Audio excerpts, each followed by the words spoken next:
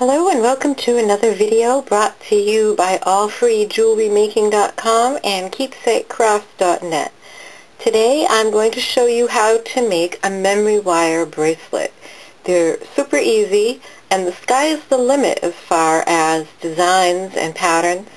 In this video I'll give you an idea for patterns and some suggestions for working with the memory wire.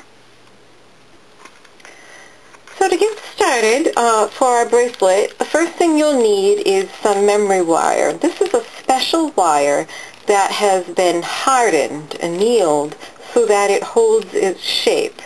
When you pull it out of the package, it's kind of like a slinky. In fact, if you've ever tangled up a slinky as a kid, you can do the same thing with the memory wire. So you'll need to handle it carefully. I've cut a 36-inch piece of wire, and when you cut memory wire, you don't want to use regular wire cutters. My husband actually says you just need hardened steel cutters. He's not around for me to ask him exactly what that means, but they do sell special cutters. You will damage regular wire cutters if you cut this hardened steel wire with them. So that's really probably the major consideration for working with this stuff. Also, what I like to do is just simply bend in the ends. Here we are. Just with a pair of chain nose pliers, grab it and bend in. So can I hold that so you can see? Bend in the end of the wire just to stop the beads from slipping off. They do sell special bead ends for memory wire, but this works just fine. Just use your pliers and flatten it out. It just takes a little strength because this is hardened steel. To give you an idea, here's a different bracelet I've made, and this one has 36 inches of wire, and you can see it gives about 4 wraps once it's on the wrist. So design accordingly if you want something with more. You don't want many less wraps because as you move around, they tend to move on your wrist, and if you have too few, it will just flop and fall off. As far as beads, really the sky is the limit. You can put any kind of design, any kind of pattern you want. A few things to keep in mind that you don't want to do.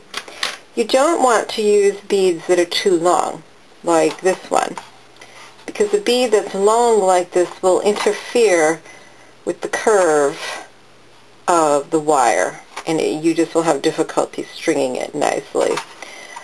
You also want to consider that you don't want to use a lot of heavy beads. Like if you don't want to use all glass beads. I once tried to make a memory wire bracelet that was all glass beads, and they all just were so heavy the bracelet always wanted to fall off.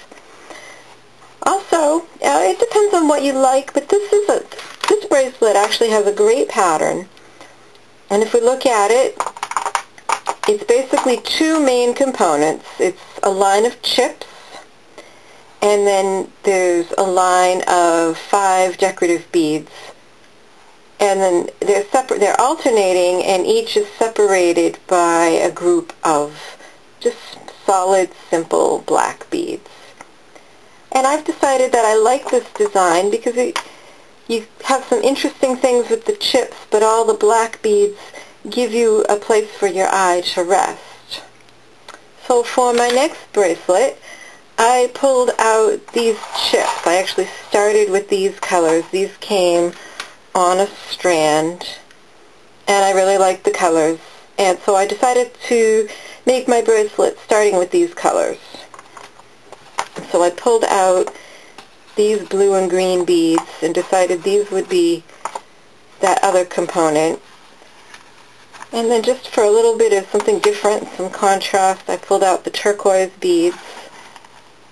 And this kind of a design board is actually really great for making a bracelet and planning it all out, because this is 36 inches, this outer ring. It's 18 to the center and then 18 again, and that's exactly the length you'll need. And I only had so many of these beads, so I should be able to lay them out and plan exactly how I want my bracelet to go before I start stringing it.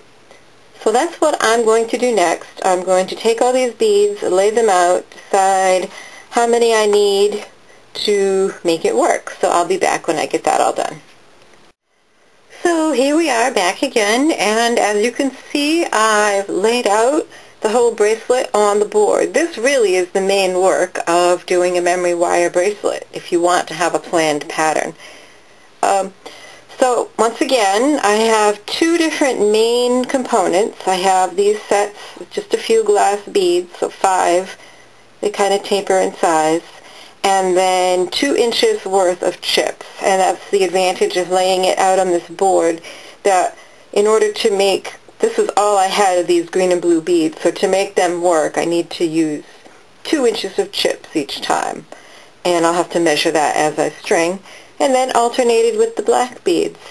So the next step is to take your memory wire, cut it, bend in the end like I did on this one, and just sit and relax and listen to some music or listen to a good book and start stringing. So I'm going to go ahead and do that, and I'll be back when it's done, and I'll show you how to finish it up.